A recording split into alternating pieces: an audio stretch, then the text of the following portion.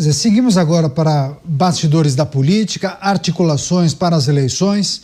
O senador Flávio Bolsonaro, pré-candidato à presidência da República, vem promovendo ajustes no tom do seu discurso em publicações nas redes sociais para tentar corrigir uma percepção errônea, equivocada, identificada nos eleitores de acordo com seus aliados. Flávio já vinha se colocando como um contraponto mais moderado ao seu pai, o ex-presidente Jair Bolsonaro.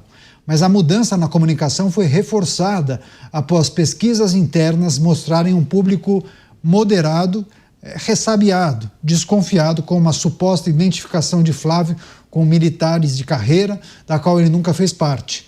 A equipe do senador passou a defender a necessidade de um movimento ao centro para alcançar um eleitorado para além da direita ideológica. Nos últimos dias, Flávio fez publicações defendendo o carnaval e a luta antirracismo do jogador Vinícius Júnior, atacante da seleção brasileira, e endossou uma mensagem do irmão Eduardo direcionada à comunidade LGBT. Começar essa com o Luiz Felipe Dávila, mudança sutil, identificada por muitos, talvez uma correção na linguagem adotada, a maneira como ele se comunicava nas redes sociais. Dávila, você percebeu esse ajuste? É um reposicionamento, um Flávio mais ao centro, mais moderado? O que a gente pode refletir a partir desse ajuste? Me parece só um Flávio com bom senso, elogiando um jogador da seleção brasileira que sofreu um ato de racismo. Agora, é o contrário, Caniato. É um preconceito achar que gente da direita não liga para a minoria, Isso é um absurdo. Como assim? É monopólio da esquerda fazer discurso para LGBTQ e a direita é totalmente insensível? Isso é uma burrice total, isso não tem nada a ver. Nós tratamos as pessoas como ser humano, como qualquer ser humano. Não tem que ficar taxando de A, B, C, D ou criando esses... Quem fez política identitária foi a esquerda, não a direita. E para tentar enquadrar a esquerda como alguém reacionário, contra, só porque gostamos de família tradicional, não é que a gente é contra o resto, não tem nada a ver uma coisa com a outra. E eu acho que o que o Flávio está fazendo é se posicionando, mostrando que não tem uma coisa a ver com a outra. Esse mundo da ignorância só entende as coisas com essa bipolaridade. Você é a favor ou contra? Não tem nada a favor ou contra, nós somos a favor de todo mundo. Aliás, tem muita gente gay, trans, tal, que é de direita e acredita nas mesmas ideias que a gente está aqui. E está ótimo, pô. Qual é o problema? Então, eu entendo que o posicionamento de Flávio Bolsonaro aproveitou um episódio que ocorreu num jogo contra um craque da seleção brasileira e se posicionou de uma forma franca e direta. Isso não tem nada a ver recuar, fazer aceno, agrado ao outro. Ele não saiu em bloquinho de LGBT aqui no carnaval, não fez nada disso. Então o que ele está fazendo é tratando as pessoas com a dignidade que elas merecem. Esse recorte adotado pelo Dávila no comentário é bem interessante. Parece ter um preconceito contra alguém de direita ou conservador que faça um aceno para o grupo A, B ou C. Então não pode? Somente quem é progressista pode se comunicar com esse tipo de grupo. É uma análise curiosa, interessante, viu? Você, Mota, a análise feita por alguns, né, porque trata-se de uma informação de bastidor, né? Os veículos de comunicação que deram essa notícia trataram de aliados, né? Não falaram que aliados são esses, o que eles disseram propriamente. Mas o entendimento é de que Flávio estaria promovendo um ajuste na comunicação, vindo mais ao centro. São gênios, né? Essas pessoas que fizeram essa análise. É absolutamente genial. Olha, Flávio começou a campanha com muito sucesso. E a parte central da campanha de Flávio é consolidar sua imagem como moderado. Evidentemente, sem perder os votos dos eleitores de Jair Bolsonaro. Afinal, ele é Flávio Bolsonaro. Flávio tem feito isso muito bem. Ele tem uma ajuda muito importante, Caniato. Ele tem a ajuda preciosa dos fatos. Basta Flávio lembrar que no governo de Jair Bolsonaro não houve nenhum preso político, nenhum jornalista foi censurado a mando do governo. O governo Bolsonaro não mandou retirar nenhuma rede social do ar ou expulsar a rede do país. nenhum político e nenhum jornalista foi obrigado pelo governo Bolsonaro a se exilar. E aí as coisas ficam mais claras. Uma campanha política fica muito mais fácil quando ela tem o auxílio inestimável da verdade. Pois é, o Mota trata dessa questão que envolve um ajuste talvez na comunicação. Musa, é preciso também considerar que marqueteiros e conselheiros podem dar uma série de sugestões para Flávio Bolsonaro. Ele pode seguir ou não. Provavelmente a palavra final será dele. Agora, há um limite para você promover mudança no seu posicionamento, no seu discurso. O político pode dizer, até aqui eu vou. Não, passando daqui eu não posso, porque daí não sou eu. Qual é o limite que o político pode ir? Eu acho que tem um pouco disso, né? A identidade, respeitar os valores, aqueles que sempre caminharam com ele, né? Sim, mas nesse caso eu concordo muito com o que foi colocado até o momento. Veja, você não tem nenhum histórico mostrando que o Flávio ou ele é racista, ou ele é homofóbico, ou o que quer que seja. É que a polarização tornou o discurso tão raso e tão ignorante que você precisa mostrar surpresa quando você vê gays de direita, negros de direita, e tanto é que você vê páginas em redes sociais, né, a respeito disso. Quem detém o monopólio de determinadas ideias? Ou seja, desde quando ficou simplesmente aceito por todo mundo que quem é de esquerda aceita as diferenças e quem é de direita não aceita as diferenças? Isso é completamente errado. A direita, quando você prega uma descentralização e uma liberdade, como eu sempre falo aqui, o respeito à vida, à liberdade e à propriedade, a propriedade não é só a tua casa, a propriedade é sua, de você poder ser o que você quiser, sem que você atrapalhe o projeto de vida do outro, sem que você obrigue que o outro seja alguma coisa que você quer que ele seja. Isso passa por liberdade. Isso é um direito fundamental defendido por aqueles que verdadeiramente, filosoficamente defendem. Mas a direita, liberal, libertário, o que quer que seja. A esquerda, ela parte de um pressuposto que aceita as diferenças quando essas diferenças são muito parecidas com aquilo que eles defendem. Caso contrário, eles vão para cima. Então, em que ponto monopolizou-se o discurso da esquerda que eles aceitam tudo, mas a direita não aceita nada? Isso é uma grande mentira que tem que ser desmistificada. Tanto é que um discurso respeitoso, básico e fundamental dos direitos da propriedade que foi feito pelo Flávio gera comoção. Quem disse que ele não está sendo ele? Por que é que ser homofóbico ou racista é ele? Qual a prova que nós temos disso? Até o momento, escrita, nenhuma. Bem interessante. Podem buscar, né? Acho que Flávio adotou ao longo da sua carreira política uma posição diferente da do país. Isso é inegável. Agora, Dávila, quando há um ajuste, pelo menos no posicionamento nas redes sociais, você acha que fatalmente Flávio, nessa caminhada de pré-candidatura e depois na candidatura, ele conseguiria aglutinar um eleitor de centro que talvez tivesse um pouco de antipatia ou não concordasse com o pai, Jair Bolsonaro, talvez até em algum momento tenha dito, jamais votaria em Jair Bolsonaro. Mas o Flávio eu gosto. Candidato, nós precisamos ver qual vai ser esse grid de candidatos em abril, porque antes de abril, nós estamos falando aqui, olha, não podemos esquecer que 42% dos eleitores que votariam de centro-direita e direita preferem outro nome que não tenha o sobrenome Bolsonaro. É muita gente, então vai sair outros nomes. A gente precisa ter esse grid. O importante é que Flávio Bolsonaro é um candidato que não conta com rejeição dessa boa parte das pessoas que querem outro candidato. Então, na questão, vamos ver quem vai para o segundo turno. Quem vai para o segundo turno é muito mais fácil estar apoiando um candidato que tem uma postura mais moderada do que um radical. E isso é o que vai acontecer no segundo turno. Mas nós precisamos ver esse grid de candidatos que vai aparecer em abril. Até lá a gente fica especulando aqui qual é o nome e tal. Então hoje eu digo que a candidatura de Flávio Bolsonaro, ela está nadando de braçada, porque não apareceu ainda este outro candidato, a não ser Romeu Zema, que está aí como um nome cotado, mas um outro candidato competitivo, que eu acho que esse nome vai ser Ratinho Júnior. A hora que tem um candidato desse porte, começa a ter 16, 17, 18% das pesquisas, aí você vai começar a ver qual é o tamanho do contingente que quer uma opção na direita no primeiro turno. E aí, no segundo turno, está todo mundo unido. Como eu falei aqui, nós vamos repetir aqui o episódio do Chile. Então, eu não vejo que existe rejeição hoje a um nome de nenhum desses candidatos que hoje, que eu acho que são competitivos na direita, aquele que for para o segundo turno. Se for Flávio, se for o Ratinho, se for o Zema, não tem rejeição dos demais.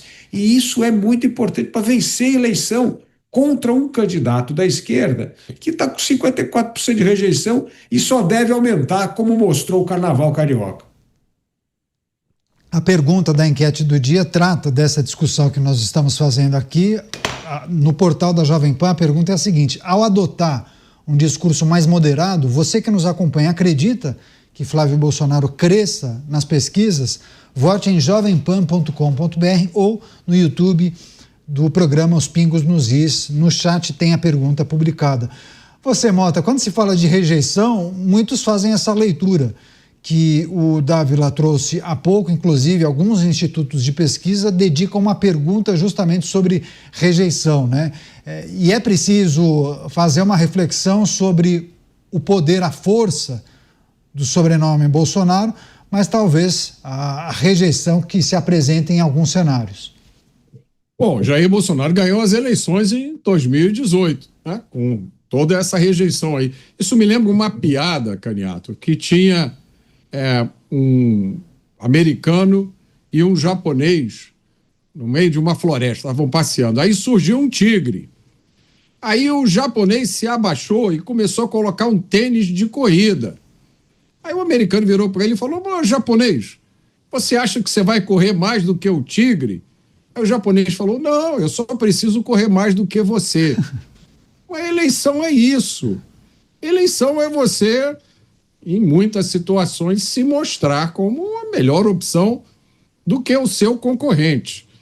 E eu acho que isso é a segunda grande vantagem que o Flávio tem.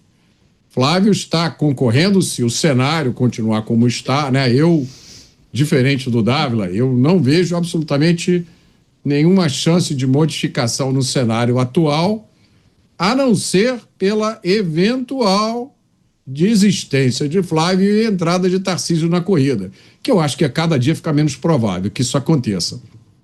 Mas se isso continuar como está, Flávio tem duas grandes vantagens. A segunda maior vantagem dele é ter o nome Bolsonaro. A primeira é estar concorrendo contra o único candidato que a esquerda tem. O Flávio está competindo com ideias da década de 1980. Flávio está competindo com uma visão de Brasil que é: vamos dar gás de graça para a população, vamos criar um dinheirinho para dar para os estudantes, para eles aprenderem desde cedo que eles têm que depender do Estado, vamos vender um discurso de que o criminoso é um pobre coitado, vamos aplaudir descriminalização das drogas. É impossível você ir numa praia no Rio de Janeiro hoje e conseguir respirar ar puro. É maconha para todo lado, Caniato. As pessoas não têm mais nenhuma inibição. É a maior tristeza, Caniato. Você vê esses garotos que passam o dia inteiro com isopor no ombro, vendendo cerveja, ou vendendo queijo coalho, ou vendendo milho, trabalhando para sobreviver. Aí quando chega a hora de descanso, eles sentam na areia e acendem um baseado. Isso são as ideias que concorrem com as ideias de Flávio Bolsonaro. Então, eu acho que essa é a grande vantagem que Flávio tem, o oponente. Pois é, Bruno, eu queria que você trouxesse um pouco da percepção do que muitos têm chamado da Faria Lima, né? O mercado, as grandes empresas que atuam na área de finanças, enfim. Qual seria o candidato ideal? O que o tal do mercado busca? Quais são os predicados, os adjetivos, as características desse candidato? Flávio atende em parte o anseio desse mercado? Vamos lá, vamos primeiro desmistificar essa coisa abstrata que é o mercado. O mercado somos todos nós, qualquer pessoa que participa de comprar R$ 100 num título público ou que vai à padaria comprar um pãozinho dele, tudo isso é o mercado. O estrangeiro que manda o dinheiro para cá, seja para investir de longo prazo ou de curto prazo. Então é importante a gente desmistificar, porque é sempre fácil terceirizar alguém que é abstrato. Você culpa o mercado e é simplesmente abstrato. Então, quem é o mercado? É todo fluxo por livre oferta e demanda que dá preço às expectativas inflacionárias ou expectativas de crescimento ou de retração do país. O país vai crescer? O país está num bom caminho ou está num caminho ruim? E isso é refletido através de preços atuais versus as possibilidades futuras. Os juros sobe quando o risco aumenta, a moeda desvaloriza quando o risco aumenta. Claro que, a grosso modo, aqui também, e o valor das empresas também tendem a crescer quando, num cenário de estabilidade macroeconômica, o lucro das empresas tende a crescer, portanto, o valor presente delas tende a subir. Obviamente, tudo aqui de uma maneira muito bem resumida. Então, o mercado é tudo isso. E o que o mercado quer? Todos esses entes. Uma possibilidade de um país mais estável no médio e no longo prazo, que traga sustentabilidade e previsibilidade no arcabouço legal e no arcabouço monetário. Então, quem é essa pessoa? Qualquer um que tenha uma ideia convincente e coerente com o que o mundo de hoje demanda. Gasto não é investimento. Déficit, sim, tem problema. Imprimir moeda, portanto, imprimir dívida para financiar gastos correntes do governo, tem muito problema. Tomar quase 100% do orçamento para manutenção de uma máquina pública, com salários, com previdências e com benesses, tem problema. Tudo isso significa juros maiores, preços mais altos do pãozinho, da gasolina, do que quer que seja, que todos nós, principalmente os mais pobres, vão sair às ruas e comprar. Então, quem é o candidato ideal? Aquele que se mostra minimamente responsável e coerente com o mundo de 2026 e não alguém com ideias paradas nos anos 80.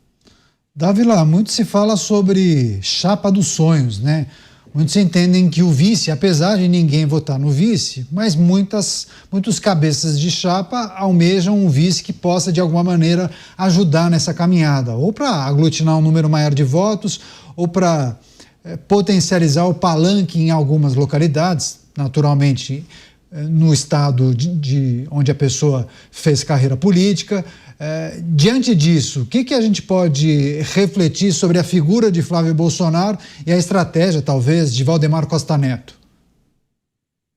O importante hoje para Flávio Bolsonaro é começar a montar palanques em estados que são os grandes colégios eleitorais, né? São Paulo ele já está com o apoio do Tarcísio de Freitas, precisa ver como é que vai ser a candidatura dele em Minas, como é que vai se posicionar na Bahia, tem que pensar nesses grandes colégios eleitorais, porque isso é fundamental para que essa caminhada de um candidato possa encontrar eco na população. A outra coisa é muito, não só esse tom de moderação, como nós já falamos aqui há pouco, mas principalmente as ideias econômicas. Um dos maiores problemas do Brasil no momento é a questão econômica.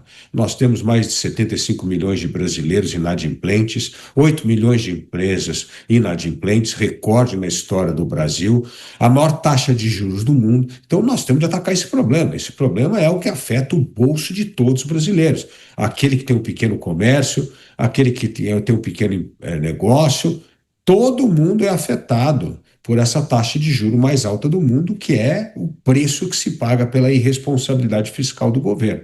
Então, escutar as ideias, por exemplo, sobre a economia, é algo fundamental para começar a aglutinar apoio em várias camadas do Brasil, porque, como eu disse, isso afeta todo mundo, não é como só mercado, não é todo mundo que tem um pequeno negócio, todo mundo que trabalha, todo mundo que empreende.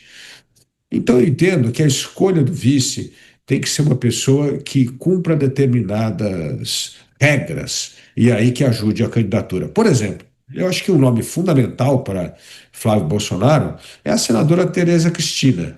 Vem do Centro-Oeste, um estado importante, foi ministra do governo Bolsonaro, é ligada ao agronegócio, é mulher e é uma grande liderança. Então é preciso fazer e traz o PP, que é um partido importante. Então, eu acho que é essa a conta que vai ter que começar a fazer. Quais são os atributos que nós buscamos nesse candidato? Como é que esse candidato vai ajudar a campanha presidencial?